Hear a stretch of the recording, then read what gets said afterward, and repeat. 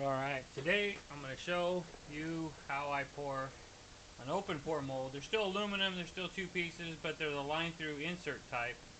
And it takes a little different way of doing things.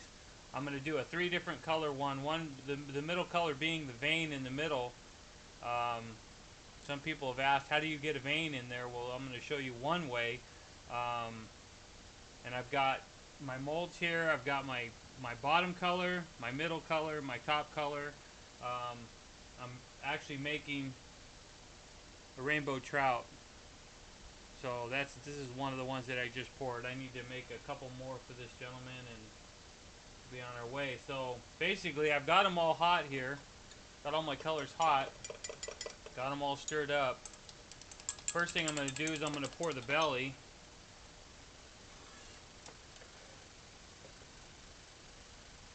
And I'm just going to go to a certain spot and stop.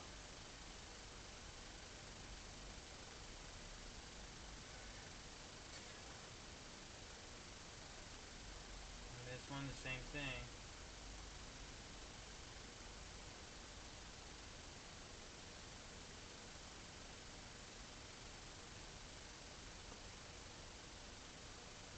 Okay, there's that color. Now you're going to have to get your own timing down as far as this goes. I try to pour the first color really cold so that it doesn't move too much, so that I can pretty much put the second one on almost right after, which is going to be the pink stripe for the trout. And then what I normally do on these is I start at the head, and I start with the plastic, and I push it towards the other end. So as I'm pushing it, it's pretty consistent as far as the line will go. So I have like a puddle of plastic going on in here. What I'm doing is I'm pushing it towards the back till I want to stop. And as I'm pushing it, I'm kind of going back and forth until I get to where I want to stop. That's that one. We go to this one. Same thing. Start at the nose, get a puddle going, and push that puddle towards the back.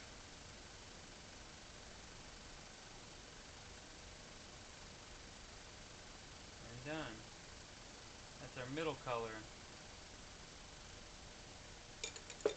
And our last color, we want our last color really hot. So I'm going to pop this in the microwave for a few seconds. Now you want to make sure that these cool enough to where they don't mix when I pour the next one on, but you don't want them so cold that you're going to actually get what they call a cold crack on the side where it actually doesn't flow together. You want to try to get that happy medium where you get everything you want in it and it all looks like one piece. If you pour it too fast, it's just going to it'll look good, but you could tell that it's been mixed. You won't get the definite lines in it. So here we go with our last color. And the last color, what I normally do with this one is I push from the tail and I go forward. In case any of the colors want to mix, I'm not going to push it back towards the back. I'm going to push it towards the front. So I'm going to start right at the tail, fill the tail, and then push it forward. Keep pushing it, using quite a bit this time. This is not like doing the center.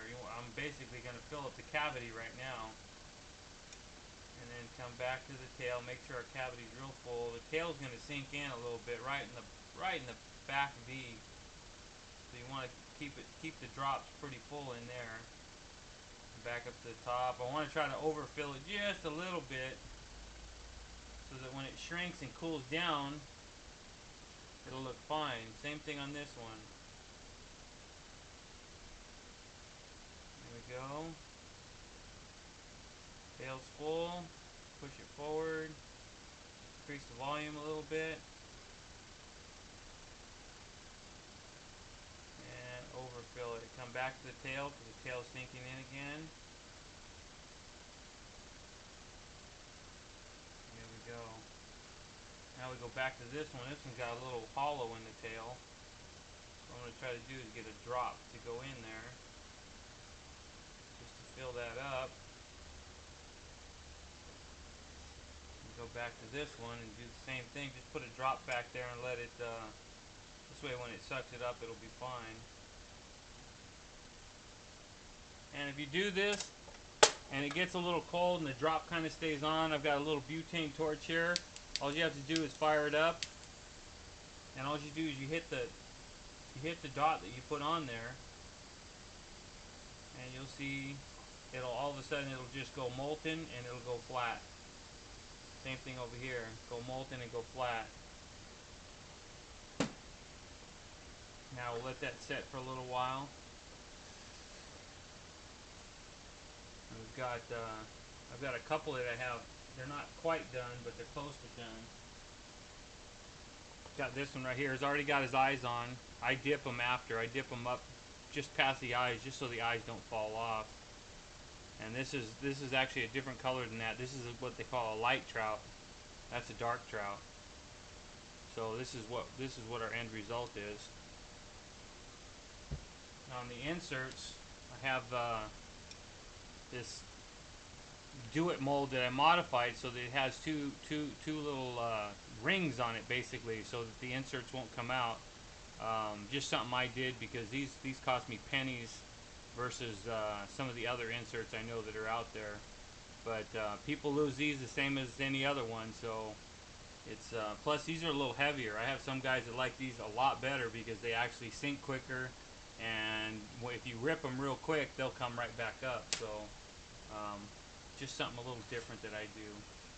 See if I can get this one out of here. It's still, yeah, it's still a little soft. See if I can do it just for the camera here. I don't really want to turn it over because the top is real soft.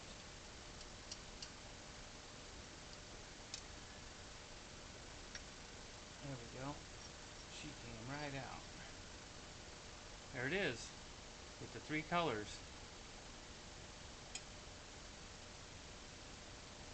Now I really don't want to pull this out. Well, if I'm going to pull it out, I'm going to pull it out. I'm going to set it upside down on a piece of aluminum so it'll cool down the top. The top right in here is still pretty soft.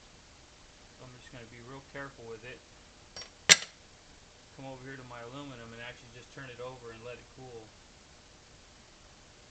Pull the insert out. Put a new insert in. Back in the mold.